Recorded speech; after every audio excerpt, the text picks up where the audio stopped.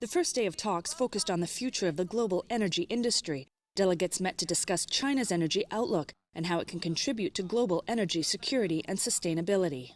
China is going to launch a domestic carbon market by the end of 2017. If China can build that market in a very healthy, productive, active way, I think that the impact of that is not only going to have China's domestic work to a clean and low carbon development, but also have a profound and huge impact in the global carbon market and then energy market and the global sort of sustainable development.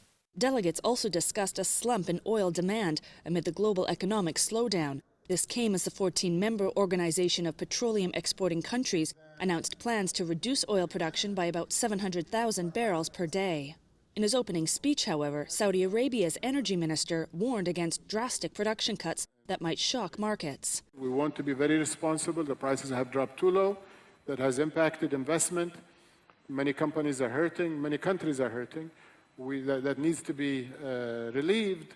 But at the same time, we don't want to give the market the opposite signal and shock markets into prices that could be harmful. Yet what shook markets was Russian President Vladimir Putin's pledge to join the deal to cut global oil output. Oil prices hit one-year highs after Russia said it was ready to follow OPEC's lead.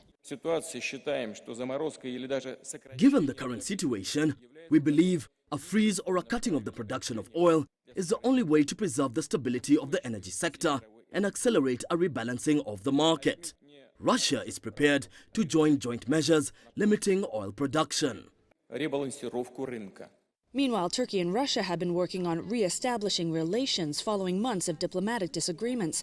Putin's attendance at this Congress is being seen as a positive step in that normalization process, and more importantly, installed bilateral energy projects, such as the Turk Stream pipeline. Our work on the Turk Stream project, which aims to transfer natural gas that we already buy from Balkan pipelines directly from Russia through the Black Sea, is continuing. We are approaching this positively. Another important area for us is nuclear energy. We signed an agreement with Russia to develop a nuclear power plant in Akuyu in 2010. Following the first day, the two leaders held a private meeting in which they hoped to accelerate bilateral cooperation. During his opening speech, the Turkish President Recep Tayyip Erdogan spoke of the need for sustainable energy across Africa, the subject of focus on day 4 of this forum.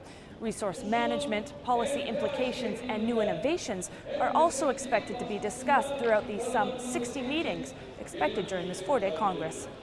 Natalie Carney for CCTV in Istanbul, Turkey.